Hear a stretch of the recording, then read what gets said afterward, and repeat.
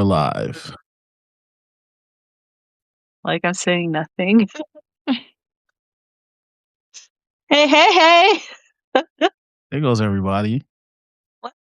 Welcome, everybody. We're excited to see you today. Back on our regularly scheduled appointment, Tuesday at 8 p.m. In case anybody's wondering. My God. Oh, hiccup today. Okay, 16 of y'all in here. That's awesome. Thank you guys for joining us. KJ Kearney, if that's really you, hello. What is happening? I'm freaking out. KJ Kearney is I guess you could call him like a gullah and food historian out of South Carolina. And I've really been enjoying watching your videos. And I would love to meet you someday and have you on the show, but that's another conversation for another time.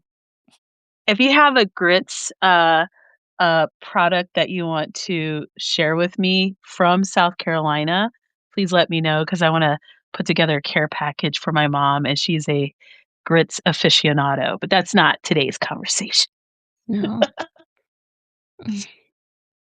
I just love how we fanboy fangirl out over people. It had to happen. As soon as I recognized the name, I was like, I know this person. Now I gotta go watch their stuff. Yeah. I like food. Okay. So welcome everybody. We are so happy to have you here with us today. Tuesday, as Angela mentioned. We are about to get into it. We're gonna geek out about our favorite creators, in particular our favorite women creators, because it's Women's History Month. Is it Women's History? International Women? I don't know.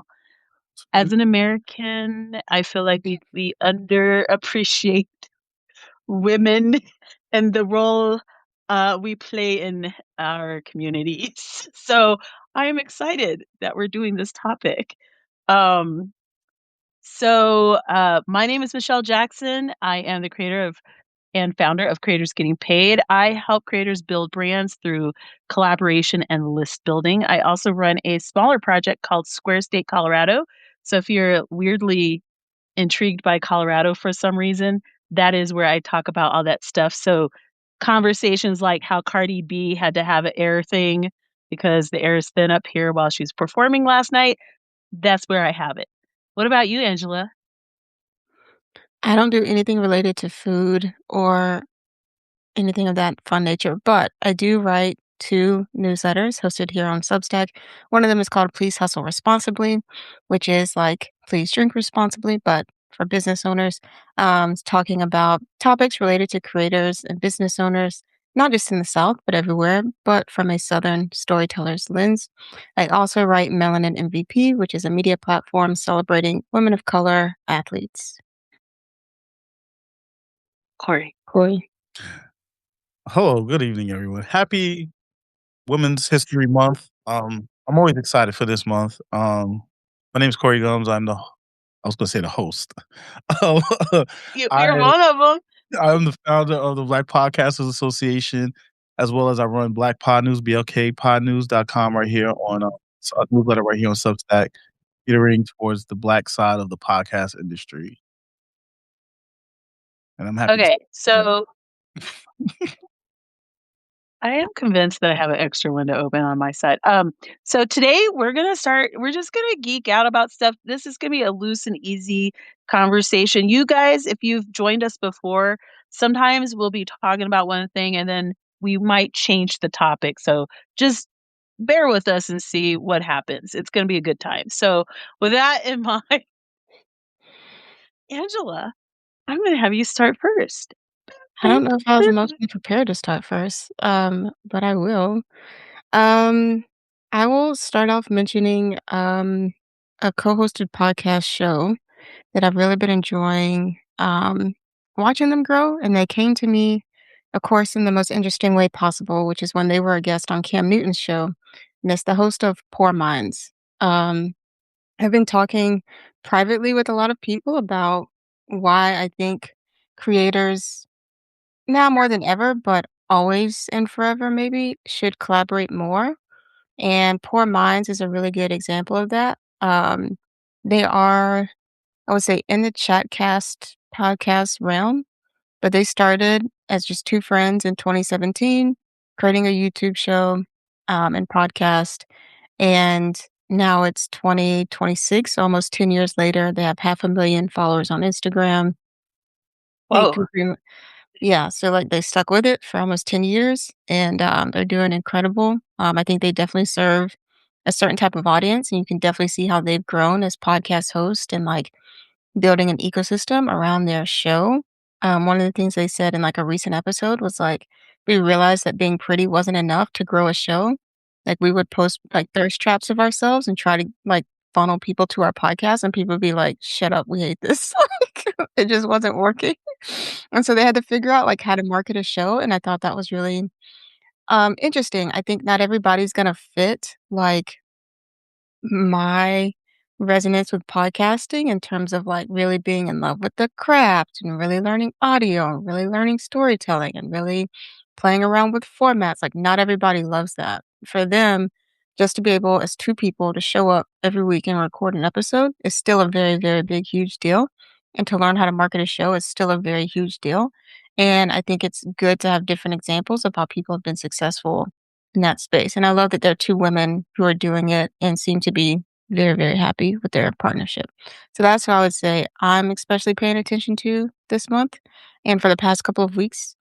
Um, so yeah, so I'll leave that up to you guys. What about you, Corey? Who's your first person? I'm a little biased because I'm surrounded by wonderful women creators, so I'm gonna, and this is no knock on anybody else. I think the first person who I'm gonna shout out is, a good friend, Anna Deshawn, uh, from, uh, Oh, from Queer News, as well as, the founder of the Cube app. She's just an amazing person. She lights up the room. She makes great content centered on the LGBTQ community. Um, uh, Mainly from a Black perspective, but, from what for what's important for that community. But she's doing so many amazing things outside of that, and being able to see her grow over the years and get, nominated for Ambies and go through that whole cycle, and just see how she does a lot of things for, creating, she started creating, I think a monthly, I don't know if they've done it recently, but a monthly thing out in Chicago for creators, like a meetup, and to helping people to become better creators and stuff like that. But, she's just amazing all around. So, like, I always anytime I get a chance to shout her out, I will. But it's such a long list. I don't even know. Like, when I was thinking about this, I was like, who do I start with? Who do I talk about? Because it's like, for the Black Podcast Association, there's been so many, Black women involved in that process from when I first started the idea to where we're at today, involved in it. It's hard to just be like, to give everybody their shine, in in this conversation, because that list we'll be here all day for with me just talking. oh, I agree with Anna. I love that. Yeah. And, you guys on that list too, by the way, it's just so you know. No, I think those two are phenomenal first choices, to be honest, just absolutely phenomenal. Mine, so I have a list of like 5 people that I put together. They're all very, very different. But the one I'm gonna start with is gonna be kind of an unusual pick, because this person is local to Denver, and they curate content around what Black people can do in the city of Denver. One of the biggest conversations for Black people here, especially if you're new to Denver, it's very much if you're new to Denver, it's like, where are the Black people? Where do you go out? What do you do? What's there to do? Where do you hang out? And so a woman who goes by the handle Community Keys, about, I want to say 2 or 3 years ago, it's been a minute, started curating a list of all the things people could do. Like every weekend, she would just, Here's all the stuff around town. These are things to think about. This is what's happening this weekend." And she, in my view, is the person who really got all these other Black creators in Denver, like, inspired to create. Like, I'm gonna be doing a podcast episode about this because I can't even believe how many faces that look like mine or like cousins are represent no, I'm really serious, like, are representing a city that normally you would not see us as the face of the city. Normally, the people who are the face of the city who are Black for Denver would be Broncos or Nuggets. I'm serious, like, Denver Bronco, a Nugget, maybe a singer or 2. It's or occasionally, like, a politician. It's not like a regular everyday person. And so, now there's, like, all these different people creating content around life in Denver, and it's a big deal for a city like the city that we're in. And so most of the people a very large percentage of the people whose content that I'm consuming locally happen to be Black, and it's very it stands out to me because I'm just consistently so surprised by this.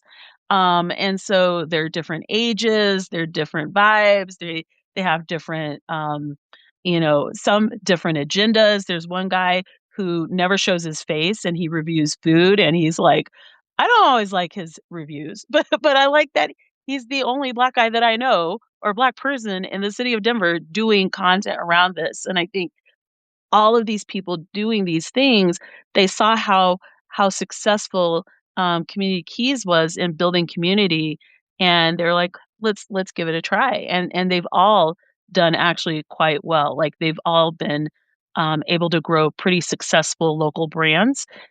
So it's just been really surprising to watch and fun to watch as a local. So, yeah, that's my very random local pick. So if you guys ever visit Denver, make sure to follow her. How do you is Community Keys, Keys? Close, Keis. Okay. And so she's like this super hippie, fantastic yogi, like as you would expect. And she's super like chilled out person, just taking people along with her as she experiences the city. I think she grew up here. And so it's just been a great thing to see.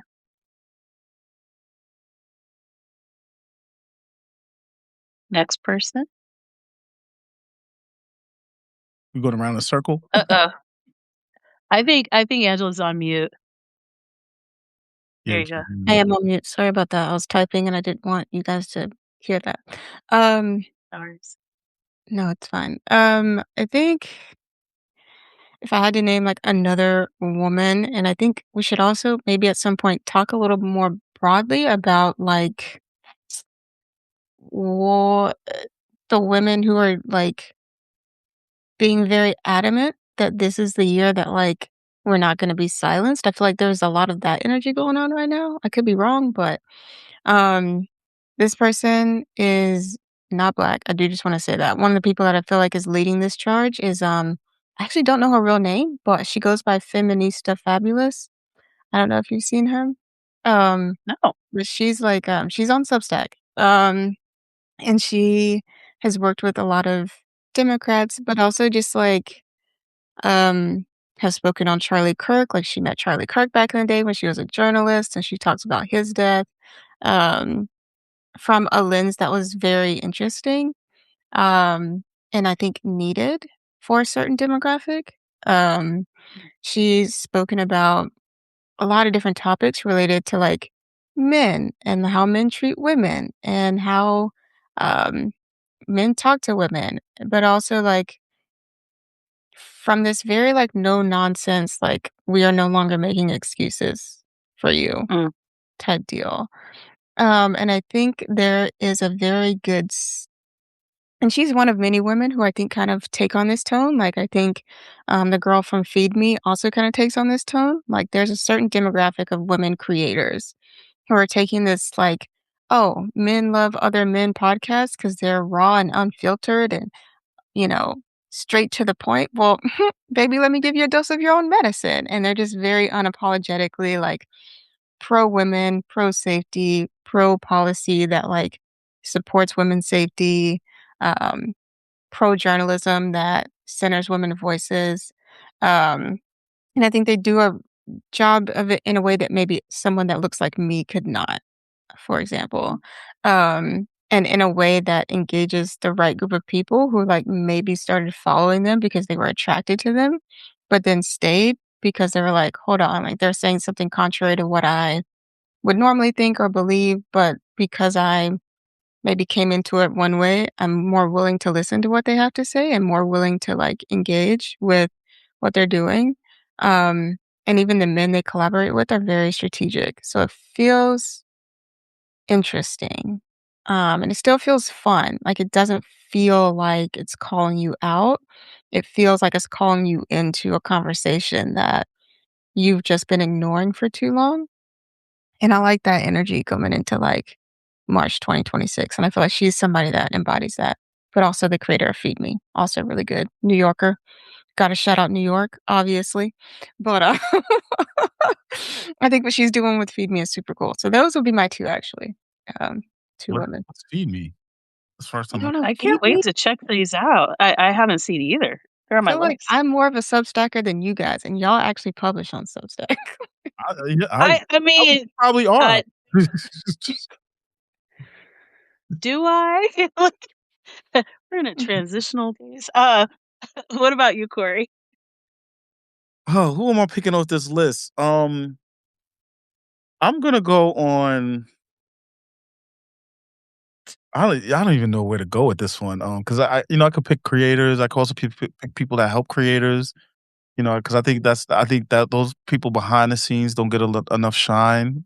I think when people see a creator's business or see what they're doing, they don't realize that some of these people have like teams that are really helping them with a lot of things. I'm gonna pick somebody who does a little bit of both, does the creative side and is a producer. I'm gonna shout out my wonderful board mate, TK Dutez, um, who, if you ever met her or crossed paths with her, you see how amazing. She's a great artist, but she's a wonderful producer, and she's very unfiltered. A lot of that New York comes out. um, but she's a huge advocate for Black women, Black voices in the space. Consummate professional. She cares about the audio space and the people in the audio space and ensuring people are getting paid.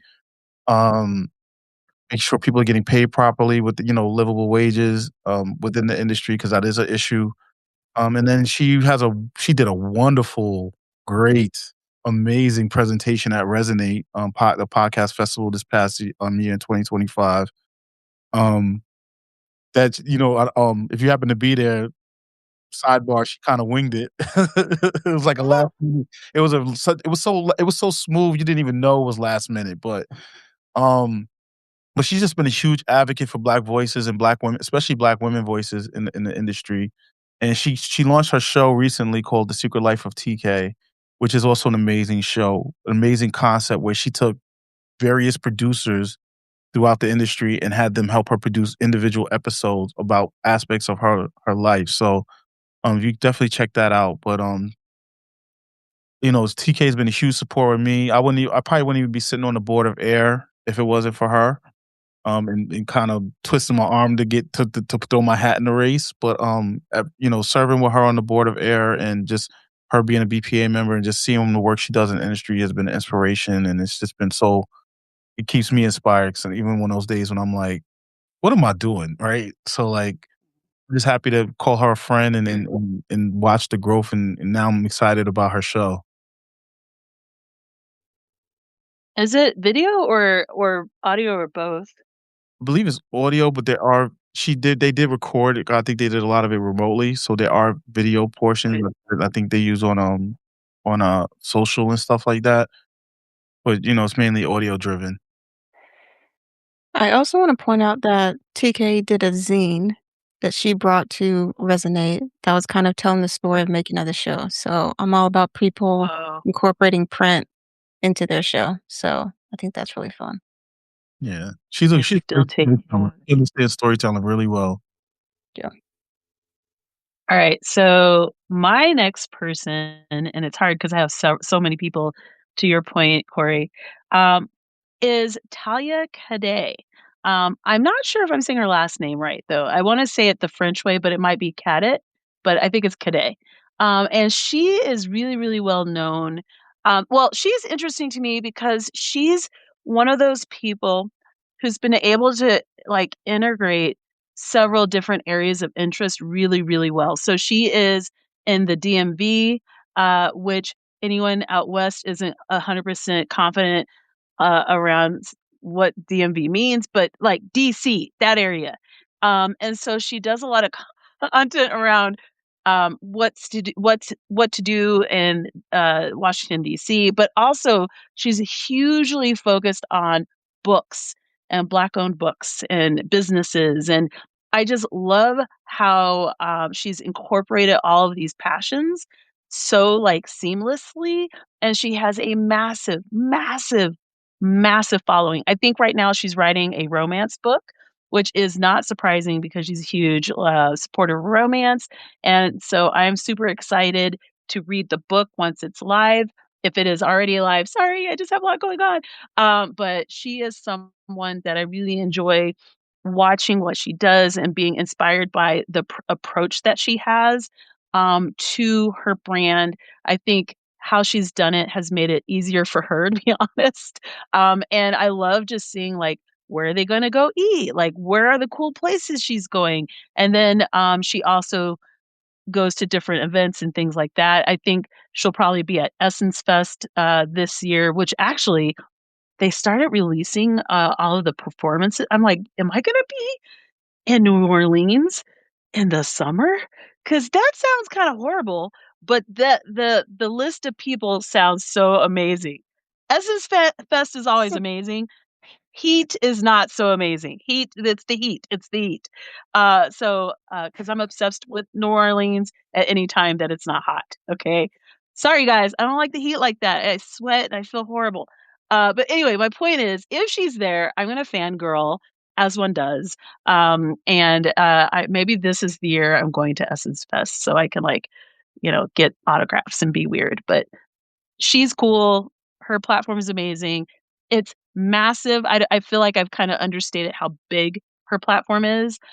So an example would be on Instagram, she has 73,000 followers. On Substack, she actually has 14,000 subscribers, it looks like, and so on and so forth. So she's just really good at dialing things in and building out a brand that people are excited about. That was my I'm Okay. also making So we've done the circle twice. Um, okay. You can we just shout talk out, yeah. about like women excelling in men's fields? Because I have thoughts. Yes. Yes. Um, I think one of the people that I really want to shout out, and I know Michelle's going to disagree, um, is actually Z-Way. Z-Way and Amelia de Moldenberg. So Chicken Shop Date and then Z-Way Show. I think she calls it like Z-Way News Network, so like ZNN instead of CNN. But like her show, quite frankly, is a late night show. And she's like crushing it. Like I just watched her episode with Tiffany Pollard, who is New York. Shout out to New York. And it was fucking hilarious. I'm not even gonna hold you. She doesn't have a lot of Black women on her show, probably for obvious reasons, but it was really fucking good. And I feel like if we're talking about someone who's pioneered, like, the political exit interview, like the one she did with Eric Adams and the other Mhm. congressman from New York who, like, went to jail or something, like Wiener, yeah. yeah, like, it's like She talked to him? she Yeah, created her own niche, she like, let's called him be out real. on stuff. Yeah, She like like, we're talking about somebody who's doing it like nobody's done it before, like Z-Way, and she's one of the few people who I feel like have had a big time, like, streamer deal that got cut Mm. short and is doing better after the streaming deal than before. you know what? I actually agree. I am not the audience for Z-Way. So I think she's superb at what she does. I just I'm not her audience. So I can't even imagine that she would even want to be in my company. Like, you know what I mean? Like we're just so different that I can't even I give her respect and I love what she does, but it's not for me. Let's put it that way. I love the episode she did with Vince Staples. That was another funny one. That was highway comedy. Like, if you don't like that episode, something is wrong with you. Like, The way they were just feeding off each other was just it was amazing. it was good. It I was think good. I did like that episode, actually.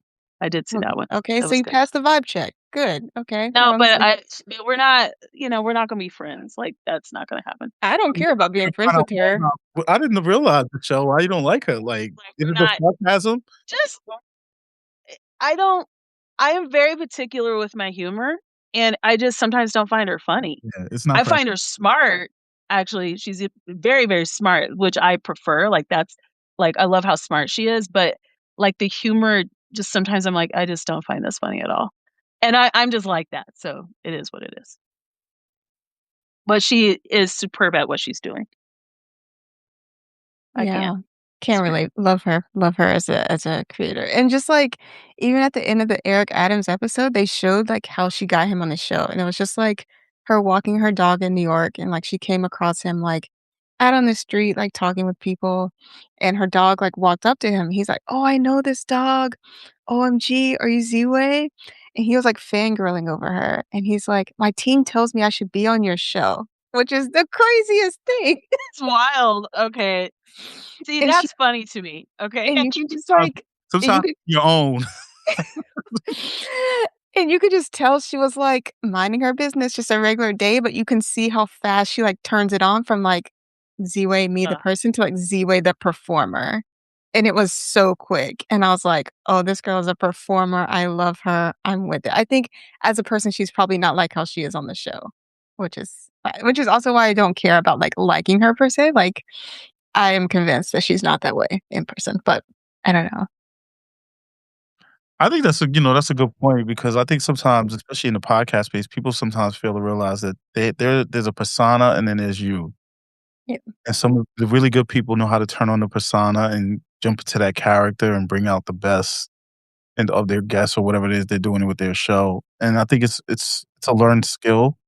Some of it is a natural skill, but some of it is a learned skill as well. But I like her humor. She her humor to me is kind of like that dry British humor. Mhm. Ugh. Like that cerebral. Yes, Yeah. show doesn't like that kind of humor. It's not, you know what? And having lived in Europe, I'm good. So, like, I like, like, it's alright. And we'll just leave it at that. I guess Like, we won't have any sorry. long conversations about Monty Python and stuff. Not about that. Even thinking about, like, Monty Python, it's like, whatever. Yeah. Oh. It's alright, it's alright. Yeah. We all have different sense of humor. Well, just aside from the humor, whether you like her or not, like, I'm sure there's a lot of late night people that I don't like their humor and I don't really care for them, but like, we cannot deny that people are still rocking with late night so many years later. And I think like that also needs to be reckoned with. Like the fact that people are still like, even like Wild and Out, like people are still rock with those type of shows like so many years later. Still doing millions of views, still doing, like oftentimes being the breadwinner for a lot of these cable networks. Um, and so it's just like, okay, if we see that as consumers, but, like, these big TV execs don't see that. They just wanna put out another procedural that they think is gonna, like, make money. Not gonna call any names, but there's just one released this week. I'm just like, "Why? This is dumb." But, like and those don't necessarily make money. They cost a lot more to produce. Um and they can't be year round because of, like, commitments from actors and crew. Um, I'm curious how women are gonna continue to, like, leverage this space to, like, gain more even more of a media monopoly or, like, gain back some of that media market share in a way that they haven't previously. Like, I think women, consciously or subconsciously, are, like, seeing the writing on the wall in various ways. And I think Z-Way is one of them. But that's just me. I'm not a woman, so I don't have too many opinions on this. Do you watch women, Corey? Oh, I support. Look, don't do that. Yes, I do. okay, then you can have an opinion. No, I mean, I've learned that certain conversations belong with certain groups of people, and the only thing I can do in my role is to support it. Do I Yeah. like what I'm seeing? Hell yeah, especially on Threads. Sheesh. I just Threads is enjoy, awesome. man, I just enjoy the show and seeing the burns and seeing how people are getting called out for their nonsense and how people are exposing themselves. You know, just by women having a show, you just see how many men expose themselves over nonsense. It's just like, okay, I get it. Like, I get why they chose the bear, right? I get why they why they feel the way they feel because it's like it's ridiculous right now. And I do see I see like just the fact that people can create their own content without having without since it's hard to gatekeep, right? Um, yes, there's some financial constraints that come along with, with due to bigger productions and stuff, but, I like the idea where somebody can go on a platform like Threads or open up their phone and go on YouTube and just go and say what they wanna say and express their viewpoints and stuff, and I think that's the part where you were talking about earlier about, like, the women in the male-dominated field, like, you can't stop like you used to be able to, right? Like, you wanted to do music, it's only certain studios you could work out of that your labels or music companies will only work out of. Right now, it's like you can just do like I do. You can't see it here, but just get a microphone, get your speakers, and get all the equipment you need or what you want, and you could put out an album straight out of your house. You don't need to do that anymore. So like, I think as the gates start to fall down from gatekeeping, I think we're going to see a lot more creativeness, um, a lot more different types, like TK's project, right? Like when she first introduced us to it, I was like, that was like I never even thought about doing something like that, where you had a producer doing different shows, different episodes, within a grander scope. You always think of a producer as running everything or doing everything, and here she had, I think, what was it, like 12 different people help her go through 12 different aspects of what the story she was trying to convey, and they all give you a different feel. So, like, I look at it that way. I try to encourage myself, behind the scenes. I try to encourage and support more women in the executives, the backside of things, right? The parts that nobody really sees or talks about out loud. Because I've met so many women that are doing things. I know, like for me, Oh, um, that's funny. Thread should be renamed to Black Ladies. I mean, they run that app, but I think for me, like I got 4 women, like, I wanna really shout out on the business side of it, like, the backs is, Crystal Hill, she's a woman in herself. Elsie Escobar, we all yes. you ever cross paths with Elsie, you just automatically fall in love with her. Adele Coleman, she has her podcast she just put out called, oh my goodness, this is bad, I'm sorry, Adele.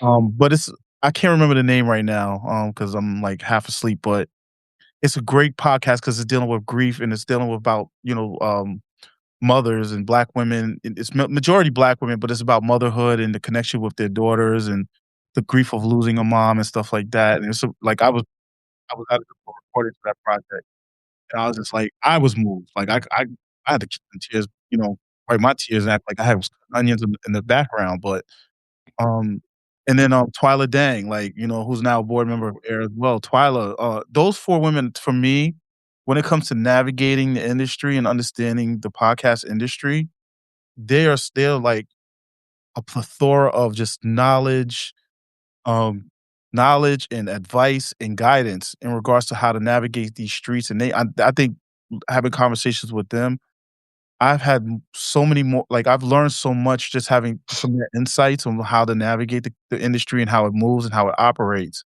And, we tend to platform a lot of men in this space, especially at conferences and stuff, but they're having the real conversations that you really wanna hear and learn from, not always the one that you always see on the stage.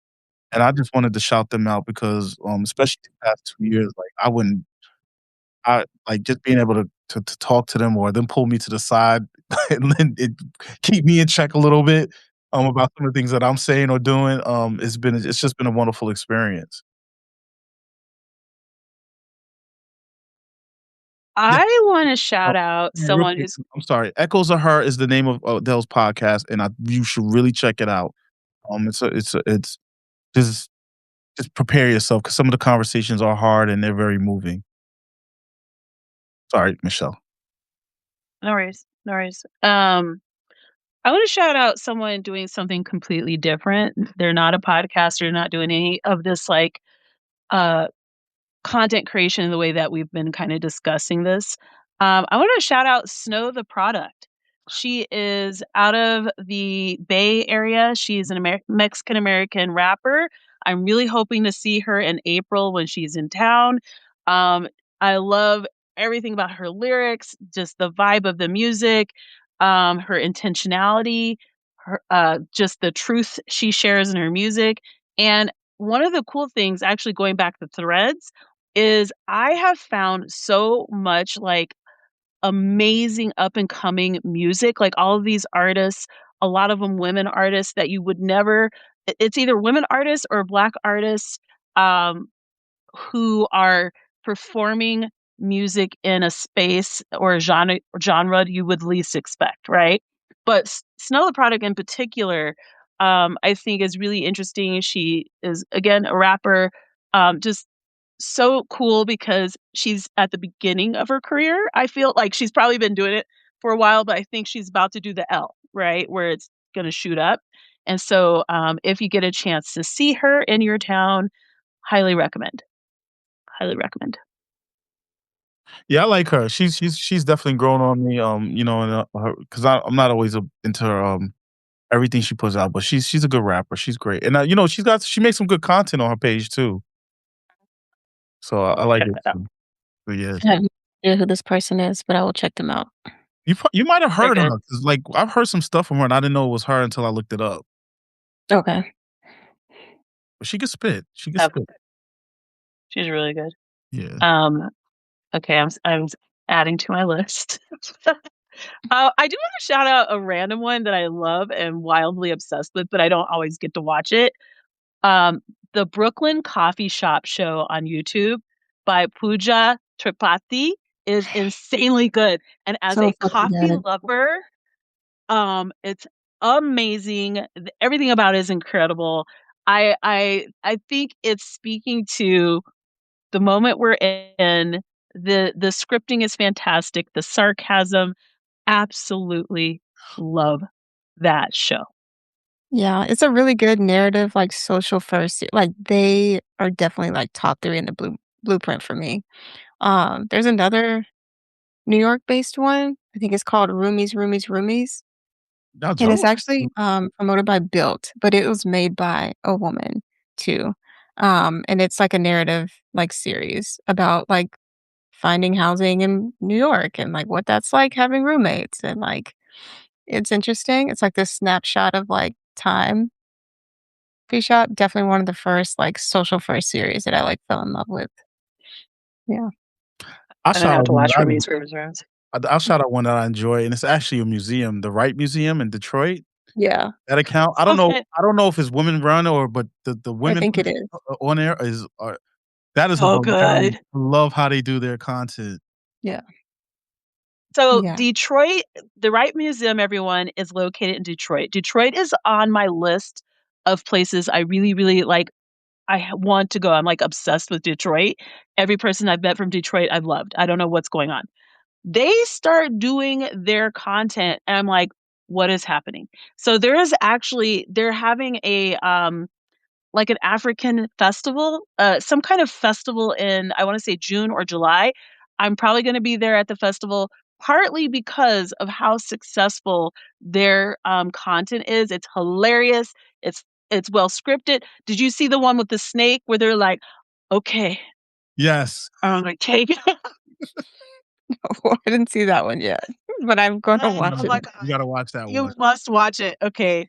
And I think that in a time where, curating memories, memorabilia, story around Black lives is there's a lot of, importance in that work.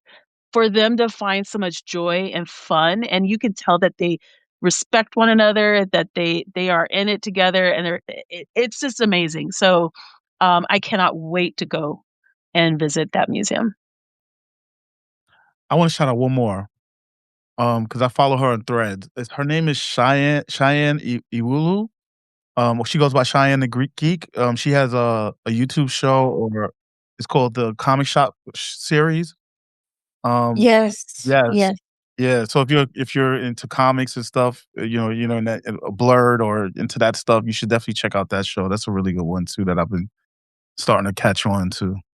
I featured her in my 2025 Please Hustle Responsibly staff picks. Mm. Yeah, it's good. Oh, She Shamiko's raised saying she's oh, that's cool. she raised I think she crowdfunded like 200K for the Yeah, first season, yeah, Oh, wait. right? Good for her. Yeah. Good for Um, her. so and I think she's like a writer actor in it. Um, yeah. but like small crew, really good script, good set location, like really solid. Sure. I also just wanna go back to Detroit for a minute. I also wanna go to Detroit, but for completely different reasons. I wanna go to Detroit because as soon as I found out that's where, like, majority of the movies on Tubi were, like, being made, I was like, "I need to see what's in Oh. Detroit. I need to see." So, I need to see what's up. I need to see what they're cooking up there and how it's working. Also, now they have, like, a Black woman mayor, so I'm like, "Okay, I can go to Detroit." Yeah. Like, Detroit has everything that I need right now, except snow. I don't rock with snow, but other than that, I can go to Detroit. Gonna be in the 80s next week, guys. I'm so sad. I Probably in the just 80s I already. can't. The fuck? Yeah, but it's supposed to snow here. We're so tired, but whatever. Snow in March is crazy, friend. No, it can snow through June, but it's like quick. Like in June, it's like it'll snow for a few hours and then it's gone. But yeah, we This get hours. the number one snow month is March. Number two is April. But it's nice. Like it snows for like half a day and then it's gone. It's not bad. Shamiko, every person I've met from Detroit is amazing. Like I can't even understand how it's possible. I love them all. All very cool people, proving my point. Yeah, oh yeah, it'll snow. So we had a big storm last week. It's all gone. We were sitting on a patio 2 days later because we don't get snow piles anymore. I don't shovel like it. Yeah. Ha ha, Corey. Because I know you guys had a winter. You know what? I rent now, so I don't shovel anymore either. So I'm happy about that. After 40 plus years, I don't Right. have to shovel anymore. I got a couple more shout outs. I want to shout out Okay. a part of podcasting or the audio space that doesn't get a lot of it's a popular space, but it doesn't get a lot of popular in the popular conversation. You don't really hear much about it, the which is the now I'm drawing a blank. Oh Lord. The audio store. What is it? The what Yanni does. Harlem Queen. What is that? Oh, I know what you mean. Okay. I am brain farting like a lot today, but I want to shout out Yanni Washington of the creative Harlem Queen, 1972. Um, and Yanni has been able to take her audio drama. Thank you.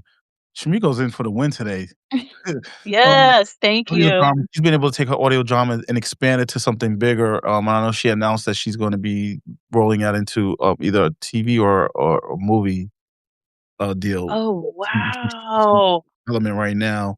So, but part of that, her success, and I don't think this particular woman gets enough shout out is the Experience J, who does Mm. she does a lot of sound design for a lot of these different audio dramas, especially the Black audio dramas. And she's amazing with her work. Uh, Drop her name in the chat, Corey. which one? Yanni? Yeah, no, the second person you mentioned that does the sound design. Experience J. That she goes by Experience J. Um, she is also in the audio drama space. I would say she's a legend. Because she's Wow. worked on a lot of she has her own successful projects, but she's worked on a lot of projects people are doing behind the scenes. And she's one of I meet a lot of sound designers, but she's one of the good ones that I've heard on some of these projects. So, um, I try my best to shout out the people who are working on these wonderful projects that people love, and they don't really know who's behind the scenes working on things. And this is no knock on the people that like who are hosting it and everything. It's just I think this is something within the industry that typically happens in a lot of industries, which is, it's like a big engine with a lot of moving parts, and people like to focus on the shiny parts and not the parts that are really making this thing move. Um, and I think that's also an issue in the audio space, in the podcasting space. Is we're not. I don't think we're putting a lot of the women who are behind these projects, especially women of color, who are behind who are instrumental in the development phase all the way to the sales phase of it.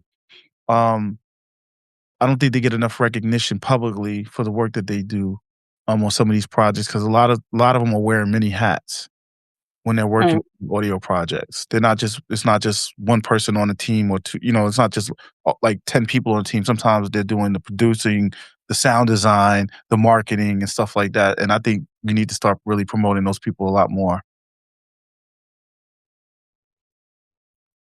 Lots of I comments have here. Sorry, there's lots of comments. Experience Jay's Past Due was the first audio drama I fell in love with.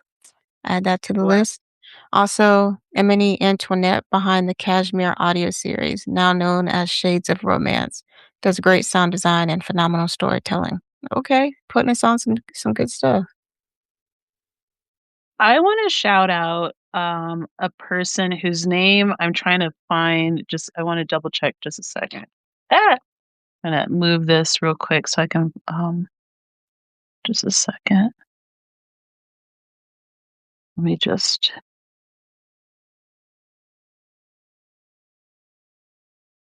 see if this stupid thing would work on my, laptop. I wouldn't have to do all this. It's I'm so not weird, pissed. Michael. Okay. It's not weird. Uh, so annoying. So there's 2 women who co-founded an amazing experience that is hosted here in Denver. It has actually moved to Houston and DC post-COVID because the founders, moved at that time, but it's back in Denver now, and that is a curated experience called the Museum for Black Girls. It is so beautiful. It's basically all dedicated to Black women.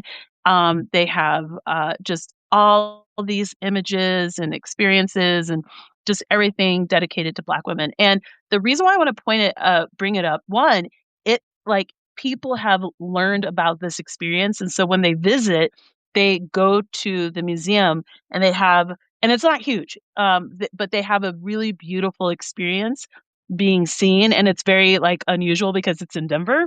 But I wanted to bring it up because I'm pretty sure I was the first person to step foot in the original vision of that. So, I'll never forget, I heard about it. It was in this, like, giant house, on, I wanna say, Martin Luther King Boulevard. We all know what that means. And I go in, and there's this adorable little girl who's, like, 8 years old. The moms are there, and, they're like, "We're not quite ready, but, the Museum for Black Girls."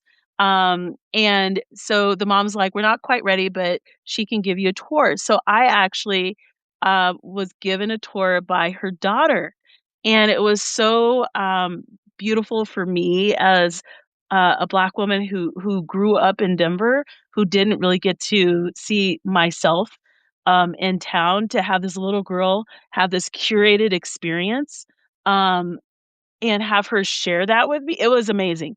And so whenever people come to visit, like, even talking about it's like an emotional experience. And so whenever people come to town, like, this is one of the things I'm like, "You must go to it." It's sometimes they have wine and yoga, like, it just like, they have different curated experiences, but, I do wanna bring that up because, there's more than one way to be a creator entrepreneur and to curate something really beautiful. And so I wanna give them their flowers because it just is a beautiful experience, in a place that you don't always feel seen as a Black woman, so I wanna shout them out.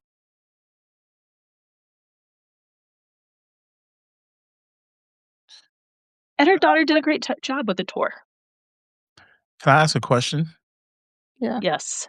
Um, what can men do in the audio space, men that are in the professionals in this space, do to support women more outside of it, just doing, giving praise and stuff for the month of March? I try not to get things caught up like how, like, with Black History Month, the world just now it's time to celebrate Black history when it's Yeah. 365.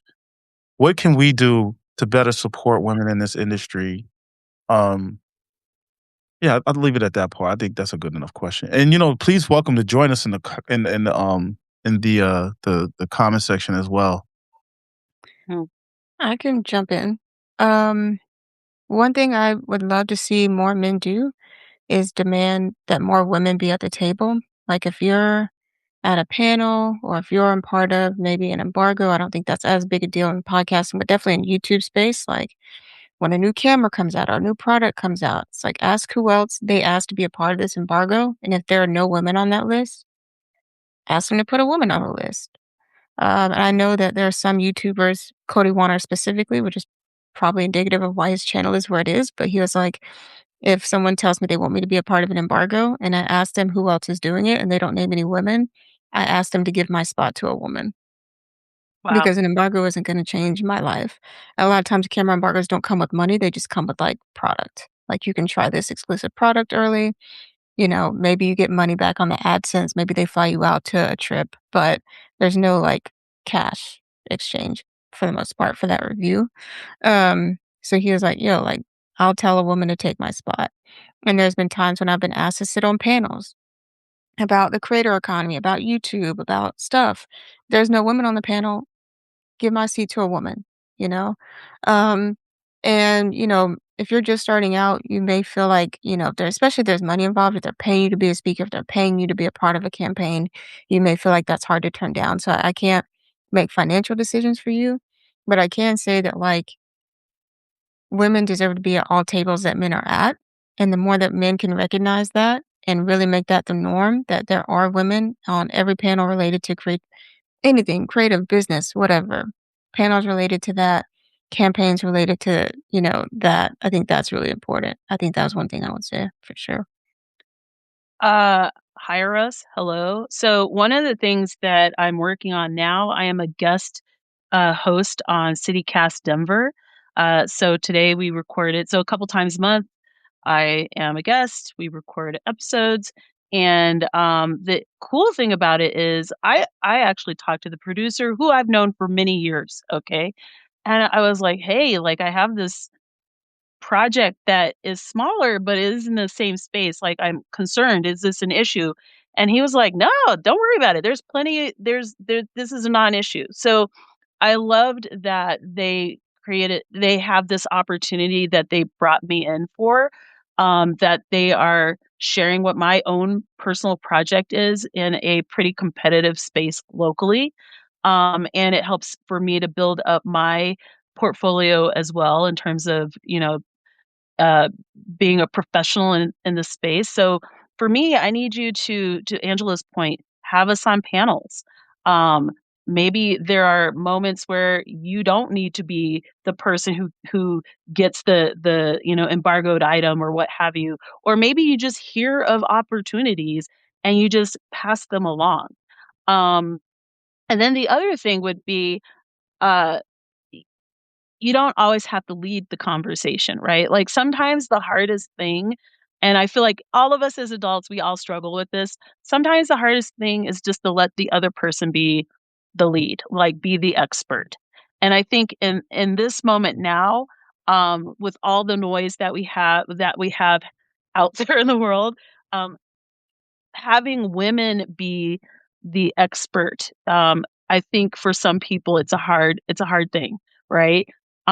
So having that emotional intelligence and that self-awareness to just sit back and be like, they got it, you know, I think is a huge thing.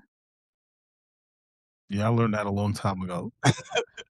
That's why I tell like so I was saying earlier, I remove myself from certain conversations because my job is to just be there and support and then help where I can help, but I don't have a say in that conversation, so I do appreciate that. Thank you, Michelle, 'cause I think that is a You're hard welcome. for men. A lot of men, it Yeah. seems like they have a hard time, which is why I love seeing when they get exposed on threads for that, because it's like, "Bro, like, why did you even jump in this conversation? Has nothing to do with you." Friends is a whole vibe. Real quick, Lisa of Stitch Please has just joined. What's up, Lisa? Uh, hey Lisa, how's it going, girl? And Coach So Ty says she's hosting a women-led event in June in Tampa, Florida. oh, cool. That'll be nice. What's the event about? Beautiful Or is it location. just like people hanging out, having a good time, networking? What's the vibe? Is it about real estate, Coach Ty? I'm writing more notes. While we waiting, I wanna jump in what you said about women-led panels. I mean, having more women on panels. I think that is a big, especially for Black women, a big Mhm, issue, that a lot of us have seen. We side eye some things sometimes, in the back, in the private conversations. But um, I get scared because I don't, as we call out certain organizations and certain events and stuff like that for their lack of diversity in regards to the panels, and especially like the top panel, like the keynotes and stuff like that. Um, I get concerned about tokenism. mhm, Because when you call them out on it, then they start to then they, it's like they like to overcompensate, or they like mhm. to sprinkle one person in and be like, "Hey, this is what I did." And I hate to use the term "they," but I'm using it as a general plural Yep. term because we see it a lot across the board, across different industries too. It's not just isolated to here, to the audio space. But I think, you saying like saying, "Hey, give my spot up." I think that's a I never like I don't do a lot of panels because I just don't like doing them. But I think that's a great campaign, like, that we need to start having men need to start having conversations. Like, if we're not gonna have a Black woman on here or a woman of color or a woman in general, I don't think I could participate in this because women are just as instrumental in the creative, especially in the creative space, as men are.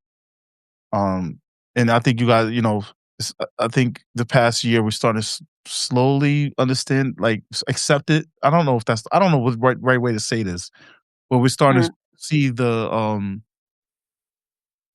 what is it, the The benefits, value? yeah, the value. Thank you. Benefits and the value of why of why women creators they are successful in this space. Um, and I think that's important to really advocate for. So I'm gonna try to do my part in 2026 when I have when I have an opportunity to I don't get a lot of invitations, but if I do, I'm definitely gonna keep my eye on that part. Okay. But Yes. the other thing is not just, like, invitations to a thing, it's also when you're curating content and you are talking about an expert or, referencing something that someone knows, remembering that women are part of, uh you know, the resources that you can reference is really important too. It's funny, this weekend I'm gonna go to the PWHL, so the Professional Women's Hockey League takeover. They're having it here in Denver. It's gonna be fun. I went to the first one, it was so much fun. And I think that the other piece that we aren't talking about is this idea that the I can't wait. That these things aren't viable or worth money.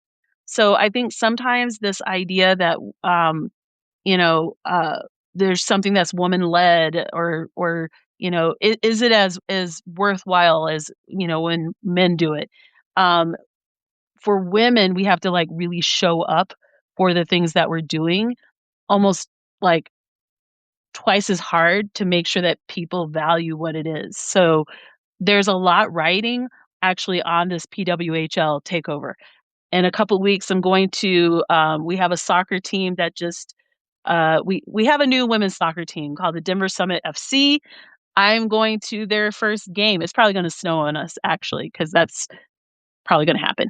And their goal is to have, like, a record number of, um, of attendees. And so we're all in it. We're like I've seen, jerseys, whatever, but part of why we're doing this is to show that it's beyond a minimum viable product, like, that it makes sense that they said yes to having this team, that the investment makes sense. They're building a stadium for them, like, it's a big deal, but if we don't show up, no one's gonna ever do it again. Like, like the perceived risk of supporting women. We are aware of that, so we have to uh show up in a way that overcompensates for whatever it is. You know what I mean? So, 2 things related to that. 1, Michelle, do you wanna write about your experience for Melanin MVP? Absolutely. Okay, cool. Absolutely. Thank you. That'd be That's mostly that'd what be I my wanted. pleasure. Secondly, um, there's this video on Instagram, and she's a coach. I think she's like a soccer coach, but she's also like a content creator in like the women's sports space. And one of her Mm. videos was like, um, name your favorite man athlete as if you're a man being asked who's your favorite woman athlete. And Uh, it's a really good example of like how men is she was basically like naming Tom Brady or being like, does that have to be any woman man athlete or just like someone who like I know that plays sports? Like my brother, like he used to play soccer. Like, can I say him?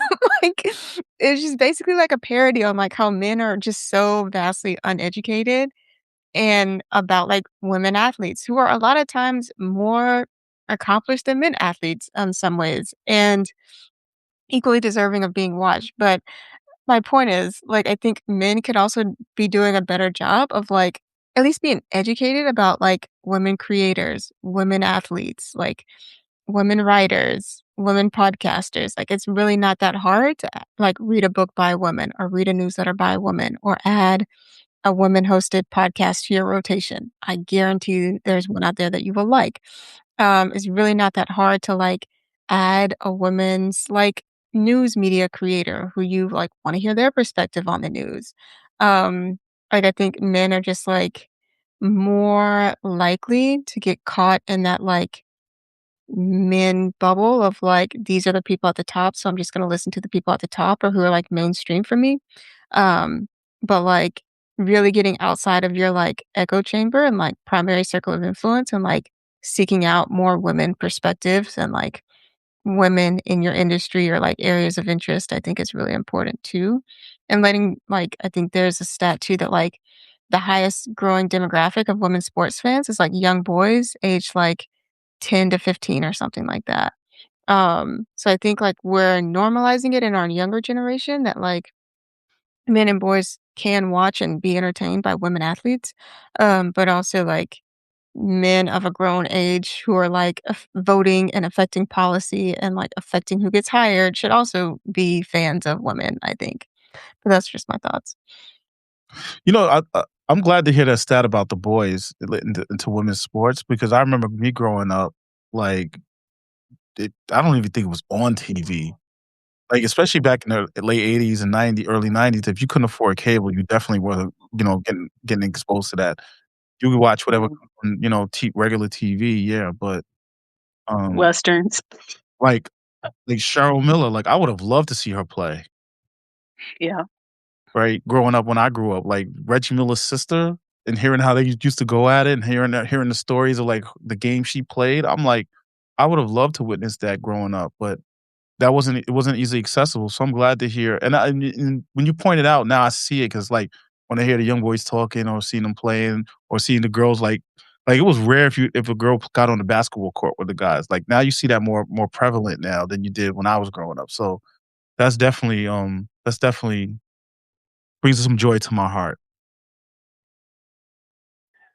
But now they be showing up in, like, the Asia Wilsons or the Angel Reeses, like, Mhm. they be showing up in their shoes, the Sabrina Threes, the Breonna Stewarts, like, they show up in their shoes, they be hooping, they be having a great time, so love that for them. I'm really intrigued by the success of the Unrivaled, uh, league, and I think that that is gonna be a really interesting space to watch moving forward. Yeah, Ooh, I'm not Shmiko, that's trying a to good point. yeah, yeah. Um, I think yeah, I have a lot of thoughts on that, but, I mean, Unrivaled in particular Unrivaled, I'm glad that it's doing well, but it's not Mhm. enough. Like, literally, it is 9:14 EST on March 10th, and the CBA is supposed to be signed today, and it has not been signed. So, I don't know if Oof. we're gonna get a 2026 season, y'all, and I'm actually freaking out. So, I'm, like, so not happy. Any ringers? Because I'll put my jersey on. Yo, I don't think that's enough. They need to pay these freaking women, like, Oh, they but definitely unrivaled do. is what happens when you pay women and you market Mhm. them well, and, like, I don't envy the position that the WNBA is in because they have to tell the stories of, like, 100 plus women, and that's just who is on rosters. That's not including people who get signed to hardship contracts. That's not including people who come in via trades mid-season because maybe they had overseas commitments, like, so easily we're pushing 150 plus women's stories. Like, I don't envy their position in terms of, like, what they have to keep up with, the amount of people they have to consider, and that's just the players. That's not including coaching staff, front of office, like, fans, like, they have a lot of commitments, and I understand why the CBA is so important and why they wanna get it right. Do I feel like they should have come to an agreement by now? Yes, but I do feel like the WNBA didn't take them seriously because they felt like they were just gonna cave to their demands, and that just didn't happen. Um, Oof. but I think Unrivaled works because it's a good example of just, like, paying people well. Like, those women make I think the average salary is, like, 200 something K. That's the max. That's the super max in the WNBA. So they're making more in, like, 3 months of play, maybe 1 month of training versus, like, what is it, a 6-month season from May to October, essentially? That's gonna get longer because they have more teams now. It's hard, but again, not everybody can play in Unrivaled because it's a smaller league, so they need a WNBA season of some kind, I think, but I'm not I'm I'm actually hoping that if they actually get it all done, I'm really hoping that they do a takeover at Ball Arena because there's this huge gap in the US where there's no team, there's no women's basketball team. So it'll be interesting to see if they do a takeover. And I'm saying that they will, but if there's a season. I mean, So we'll see. the best case scenario, and this is not me, like, dismissing it, the best case scenario is if, like, when Detroit's team starts to get hype, they do a takeover, because that's what the Toronto Tempo did. That's why I went to Canada. The Vancouver game was between Seattle and Atlanta, but Toronto Tempo was there kind of like as the premier, like, I wouldn't say sponsor, but definitely partner there. Mm. And I think they got a lot of fans in Vancouver, and they're gonna do a takeover in Montreal their first season. So trying to get, like, Ooh, more Canadian women's, like, fan that's if they have a season. that's a whole different conversation, actually. But yeah, I I think, like mean, but new teams, like, there's gonna be a lot coming to the Midwest because I think Cleveland and Detroit are getting a team. who's So, in the Midwest? I'm not in the Midwest. Just throwing it out there. what do you consider yourself, Western? We're Western. Mhm. Okay, sure. Yep. So anyways, Guess what? No, I'm no, I'm no, joking, no, I'm no. joking, I'm joking, Literally, relax, I get it, I Philadelphia. get it. I just made a point. I just went viral actually because someone said that, and I was like, "We're in the Rocky Mountain West." So 5,000 likes later this weekend of everyone agreeing with me. That's all I gotta say. I guess. That's all I gotta In my say. mind, it's just all Rocky Mountain West. It is not the Midwest. We're so different. okay. The Midwest is neither mid No. nor west. That's hilarious. That's funny. Whatever, Michael. Oh, Um, is there anything else that we want to touch on before we sign off so I can watch episode 5 of Paradise? pray for a WNBA CBA, y'all. It's getting bad out here. I'm getting nervous. Oh, it'll happen. It'll happen. What about you, Corey?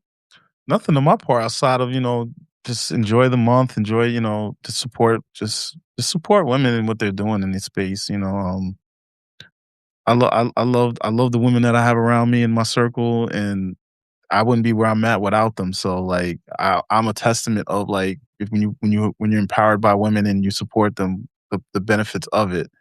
So definitely, take the advice from here, guys, if you're watching this. It's not simping. Like I wanted to talk about that earlier. It's not simping. So get that out your lexicon and stop thinking about it that way.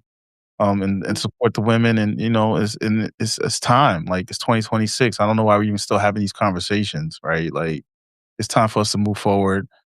And it benefits everybody, culturally, socially, psychologically, spiritually. If you believe in that stuff, it benefits everyone. So um, I'll end on that note. I'm not going to get on my soapbox. I think that's a perfect note to end on, to be honest. It's fantastic. So, Alright. Angela, do you want to start? Sure, since you have voluntold me twice. Yes. Hey, everybody, my name is Angela. Thank you guys for hanging out with us, all 58 of you. I write Please Hustle Responsibly, which is a newsletter for creative entrepreneurs, and I write Melanin MVP, which is a newsletter for women of color sports fans. Thank you guys so much for joining us again. We really appreciate it. Sorry. My name's Corey Gums. I appreciate everybody showing up, especially the people who've been here consistently. So thank you guys for being here. Yeah. I am the founder of Black Podcasters Association, as well as I run Black Pod News, blkpodnews.com, right here on Substack. We're actually, if you're interested in reviewing Black podcasters, Black podcasts, we're looking for people. So you can go on, you can find that post on our website at blkpodnews.com. And if you haven't subscribed to any of our newsletters, please do so before you get off of Substack after this live. But yeah, and you know what? I didn't get to shout out you guys. Like I really appreciate doing this show with you. It's been a wonderful growing experience for me, and like I benefited from this as well. Like I've learned so much, and it's helped me become a better person. So I do appreciate doing this with you guys every week. Sometimes I miss it, especially when we go on long breaks. Absolutely. I'm just happy to be a part of this and happy to have you guys in my life. So thank you. Aw, that made my day. So my name is Michelle Jackson. Thank you guys again so much for joining us. Yes, Shamiko, it's been over an hour, actually. We've been on here for over an hour. I run the project Creators Getting Paid, where I help creators build their brands through collaboration and list building. I also run a project called Square State Colorado, where I talk about all things Denver and the state of Colorado. And you can check that out at squarestateco.com. Thank you, and we're excited about the conversation next week. Oh my God, it's a Yeah. year. Bye. Talk about that next episode, right? About the year. I know. Should we? Yeah, we should throw that in there and talk about it. But all right, everybody, have a good night, and we'll catch up with you next week. Same bat time, same bat channel. Yeah. Bye, guys. Bye, Bye. guys.